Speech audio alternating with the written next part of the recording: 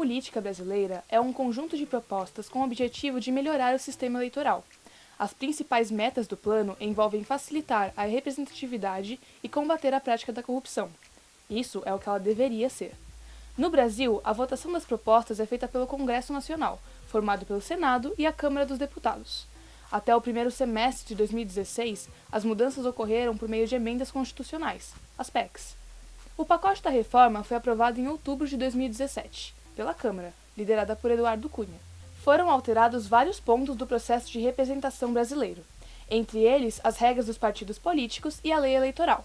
Algumas regras passaram a valer para as eleições de 2018, outras entram em vigor em 2020. Essa reforma ela foi feita num contexto de crise política, logo depois de um golpe que destituiu a presidente legitimamente eleita, Dilma Rousseff, por um Congresso majoritariamente conservador, integrado aí por representantes do grande capital, bastante identificados com a manutenção do status quo.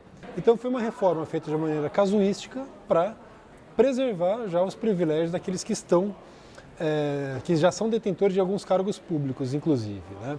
Essa reforma política, entre outras regras, visa estabelecer algumas barreiras para a criação de novos partidos políticos, dificultando o acesso a siglas menores ao fundo partidário e também reduzindo o tempo de propaganda no rádio e na televisão.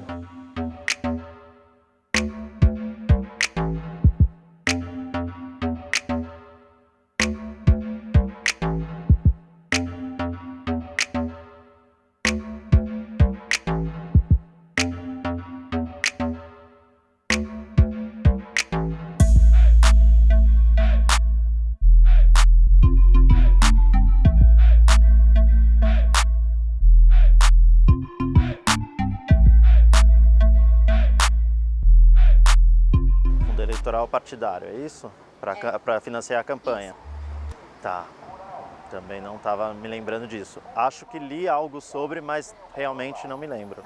Eu acho isso muito bacana, porque isso implica, na teoria pelo menos, né, que os candidatos têm que ser mais honestos, né, e tem que ser, por exemplo, se uma empresa está dando dinheiro para um candidato, isso já vai promover que o candidato faz uma certa coisa, vai fazer o que a empresa quer, né? Não necessariamente, mas indiretamente, pelo menos, né?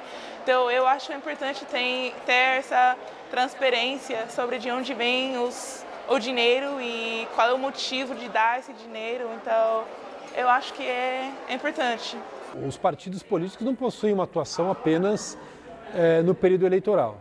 Os partidos políticos eles têm gastos para financiar os seus diversos diretórios, né, os partidos políticos funcionam, na verdade, como grandes empresas. Tem uma estrutura fortemente burocratizada, tem pessoas que fazem a carreira nos partidos políticos, contam com a sua própria imprensa, assessoria jurídica, então tem outras formas de financiar os partidos políticos, então esses gastos não acontecem apenas durante o período eleitoral. Um dos fatores da crise de representação são os escândalos de corrupção envolvendo campanhas eleitorais. No meu entender, houve uma medida importantíssima feita não pelo Poder Legislativo, mas pelo Poder Judiciário, que foi exatamente a proibição do financiamento empresarial de campanhas. Então, foi instituído o fundo eleitoral. Então, eu quero dar a minha opinião, que é correto proibir o financiamento empresarial, porque exatamente o poder econômico financeiro financia campanhas e, obviamente, depois vai cobrar dos parlamentares aquele apoio que foi dado. Nós concordamos, podemos aperfeiçoar a maneira como esse fundo eleitoral, o modo como esse fundo eleitoral é distribuído, mas aqui eu considero um ponto positivo.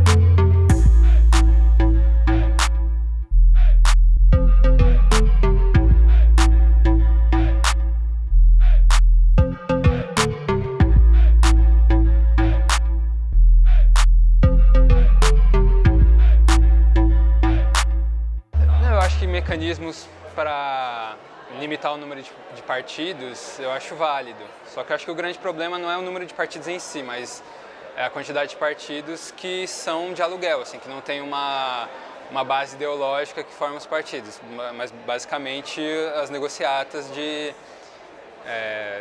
bancadas mesmo. Assim. Então, por exemplo, para aprovar um projeto, tal candidato precisa de apoio de tantos partidos. Então, às vezes não é nem necessariamente o partido concordar com aquilo ou não, mas ele receber privilégios ou negociar emendas parlamentares a partir desse determinado projeto. Assim. Então, acho que para limitar o número de partidos seria mais eficaz um debate sobre a questão ideológica dos partidos mesmo, assim, para limitar os partidos de aluguel.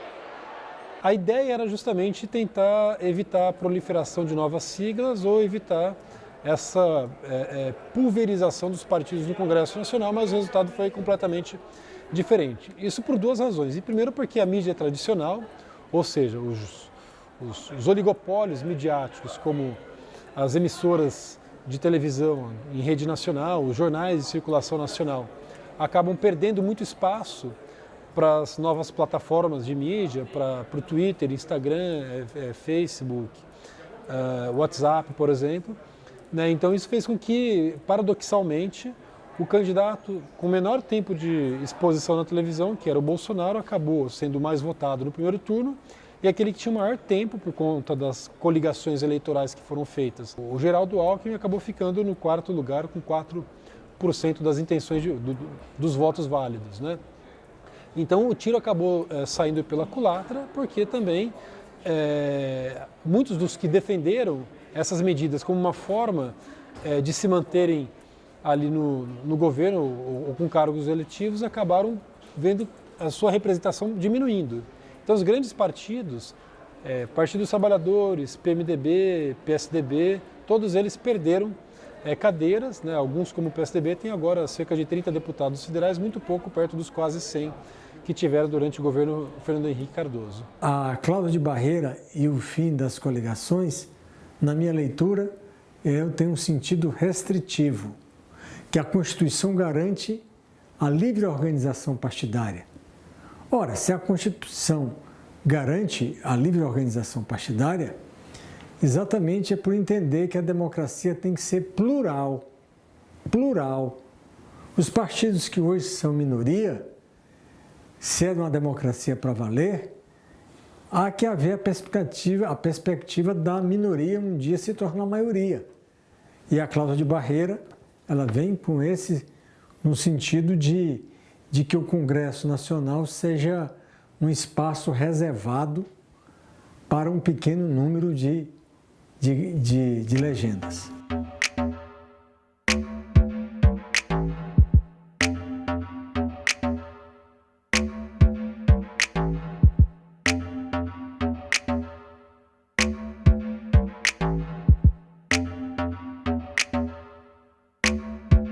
Eu ouvi dizer que tem agora mexendo nas redes sociais, tem aquelas propagandas que aparece que foi impulsionada ou paga pela pessoa que está se candidatando, e isso eu nunca tinha visto. Tipo Facebook, e no Facebook inclusive aparece essa pessoa candidato, vejo as propostas dela. Eu acho que eu vi no Instagram também algumas vezes e talvez no Twitter. Eu acho que deu um tom um pouco mais de transparência, porque antes a gente não sabia quem estava realmente apoiando quem, e parecia uma coisa muito mais velada, manipuladora. Agora é muito mais visível para a gente quem está financiando e o que está sendo patrocinado e não. E também eu acho um pouco mais democrático, porque como é um financiamento que é ao mesmo preço para todo mundo, por exemplo, do Facebook, mais pessoas que são candidatas têm chances de conseguir mais público. Porque antes, às vezes, ofereciam dinheiro que nem todo mundo tinha condição, e com esse preço um pouco mais tabelado, mas a gente tem oportunidade. Seria também, pelo menos em tese, uma forma de democratização da propaganda eleitoral, na medida em que os oligopólios midiáticos perdem força, e a gente sabe que qualquer eleitor hoje pode ser responsável pela produção de conteúdo, inclusive compartilhando informações, ajudando a divulgar, viralizando memes, marcando confirmação em um evento, convidando os seus amigos, isso pode ser importante para o cidadão comum não ser um sujeito meramente passivo desse processo eleitoral, mas também participar. No entanto, essas recentes divulgações aí de um esquema de caixa 2 na campanha do candidato Bolsonaro, uma campanha que foi impulsionada por grandes empresários no Brasil, cerca de 12 milhões de reais para efetuar disparos de mensagens via WhatsApp, por exemplo, acaba tornando a disputa bastante assimétrica, porque, apesar dessas novas regras, o poder econômico continua ainda interferindo no processo político no Brasil. Em termos de suspender publicações em redes e aplicativos para coibir o discurso de ódio e de notícias falsas, fake news. Então a eleição de 2018 acaba de acontecer e acaba de acontecer com o Tribunal Superior Eleitoral tendo em suas mãos inquéritos de investigação que foram abertos. Por que foram abertos? Porque há denúncias sérias que, por exemplo, empresas privadas financiaram o disparo de milhões e milhões de notícias falsas pelas redes sociais. Então, aqui não, apesar do Tribunal Superior Eleitoral ter feito preparativos para coibir isso, no meu entender, houve aqui um grande fracasso. Então, o que circulou de notícias falsas nessas eleições, e podemos dizer que, em razoável medida, o resultado das eleições, sobretudo as eleições presidenciais, foram influenciadas pela disseminação de milhões e milhões de notícias falsas.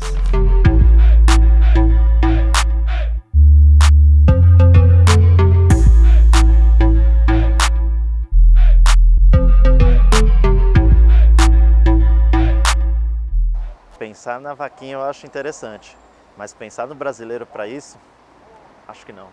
Ainda é prematuro fazer uma análise, porque essa ainda é a primeira eleição que está sendo realizada sob essas novas regras. Então, a gente passa por um natural período de acomodação, né, de adaptação a isso, e também muitas vezes a gente só acaba sabendo do esquema de financiamento das eleições algum tempo depois, como aconteceu em outras situações. Agora foram revelados, né, que, utilizando-se dessas novas regras eleitorais, o próprio candidato Bolsonaro utilizou um caixa 2 para a campanha, recursos não contabilizados, feitos por doações de empresários, né, que não passaram diretamente pelo comitê da sua campanha eleitoral, porque foi uma iniciativa dos próprios empresários. O que acontece é que isso acaba favorecendo aquelas pessoas que têm condições de bancar a sua candidatura com recursos próprios. Então, na última eleição para prefeito, em 2016, a gente vê que alguns outsiders, né, pessoas que não são políticos tradicionais, como João Dória em São Paulo, Crivella no Rio de Janeiro, lá em Belo Horizonte também com Calil, né, são pessoas que tinham condições de bancar a sua candidatura, e esse foi, inclusive, na época, o principal argumento para confirmar o nome do João Dória como o pré-candidato do PSDB à Prefeitura de São Paulo. Então isso acaba, em vez de democratizar o processo político, acaba fortalecendo ainda mais essa promiscuidade que existe entre o poder econômico e o poder político também. Também considero positivo ter fixado um limite de gastos para cada uma das esferas em disputa, presidência da República, governador, deputado, etc. Agora, houve uma grande distorção, porque que exatamente não houve limite para o autofinanciamento de campanha. Quer dizer, os candidatos milionários podem financiar 100% suas campanhas. Então, isso aí quebra o equilíbrio da disputa, né? Vários candidatos milionários foram eleitos porque bancaram do próprio bolso, né? Então, essa questão tem que ser imediatamente corrigida já para as eleições de 2020. O autofinanciamento ele tem que ter um patamar. Bom, é preciso sim uma reforma política no Brasil. Entretanto, é preciso que a gente dialogue uma reforma política para quê? A reforma política, no meu modo de ver, deve ser direcionada para aperfeiçoar a democracia, ampliar a democracia e não restringi-la.